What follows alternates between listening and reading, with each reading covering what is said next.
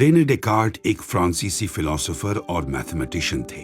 Renee Descartes का जन्म France के ला हे एन तुरेन में 31 मार्च 1596 को हुआ था। उन्होंने आधुनिक दर्शन की नींव रखी और मैं सोचता हूँ इसलिए मैं हूँ कि अपने विचार के लिए प्रसिद्ध है। डेकार्ट ने संदेह की विधि का उपयोग करके सत्य की खोज की। उनका मानना था कि ज्ञान केवल उन चीजों से आता है जो स्पष्ट और निश्चित हो। गणित में उन्होंने कार्टेशियन समन्वय प्रणाली बनाई, जिससे विज्ञान और इंजीनियरिंग में कई खोजें संभव हुई। यदि आप सत्य के वास्तविक खोजकर्ता होंगे, तो यह आवश्यक है कि आपके जीवन में कम से कम एक बार आपको संदेह हो। जहां तक संभव हो, सभी चीजों पर संदेह करें। रेने डेकार्ट ने कहा कि यदि आप सच के खोजकर्ता हैं, तो आपको अपने जीवन में कम से कम एक बार संदेह होना चाहिए, और जितना संभव हो आपको हर चीज पर संदेह करना चाहिए। इसका मतलब है कि आपको हर बात को परीक्षा करनी चाहिए और सत्य की खोज में आगे बढ़ने के लिए उन प्रश्नों को उठाना चाहिए जो संदेह का विषय है। किसी समस्या को इस तरह हल करना चाहिए जिससे कि वह अन्य समस्याओं को हल करने का नियम बन जाए, और उस एक नियम से अन्य समस्याओं को हल किया जा सकता है।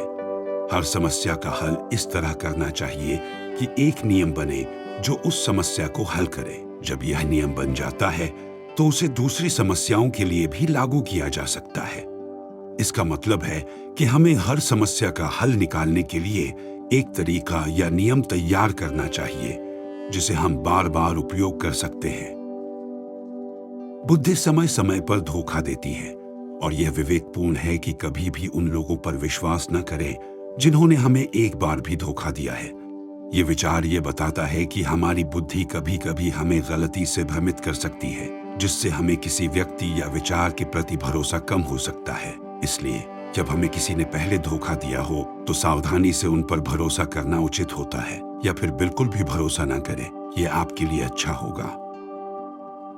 बस अच्छा दिमाग होना ही काफी नहीं है, बल्कि उसे सही तरीके से उपयोग किया जाना चाहिए।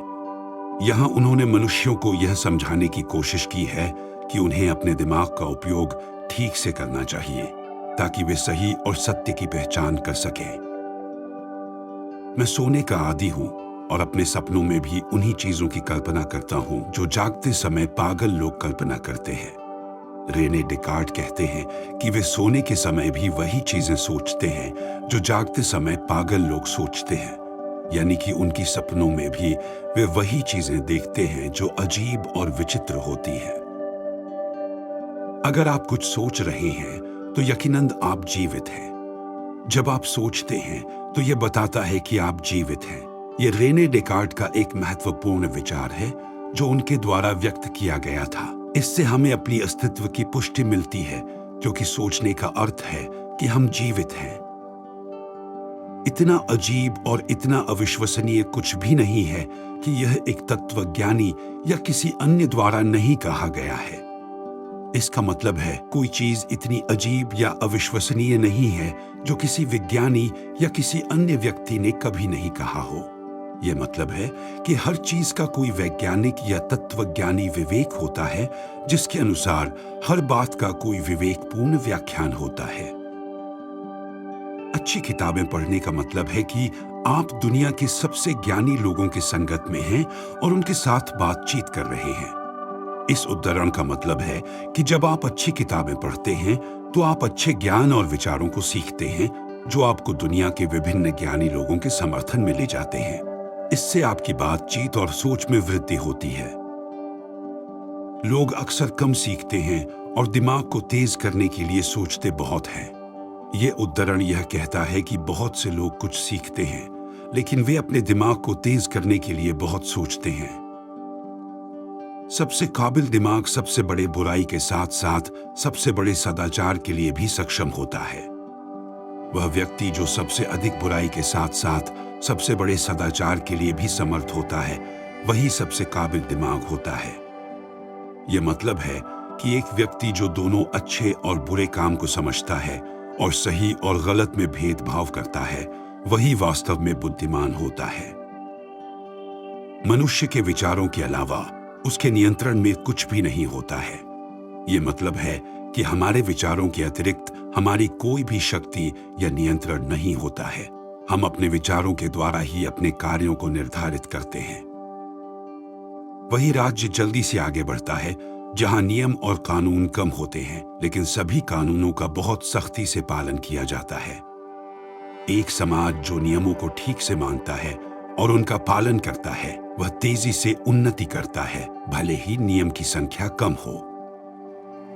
तेज दिमाग वाला व्यक्ति ही सबसे अच्छा और बुरा करने की क्षमता रखता है।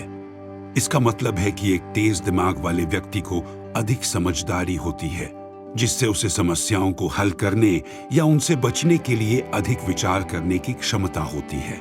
लेकिन इसके साथ ही उसकी यही क्षमता उसे अच्छे और बुरे कार्य को करने में भी सहायक हो सकती है। इसलिए एक तेज दिमाग वाले व्यक्ति को अपनी विचार शक्ति का सही उपयोग करने की जरूरत होती है, ताकि वह समाज में सकारात्मक योगदान दे सके।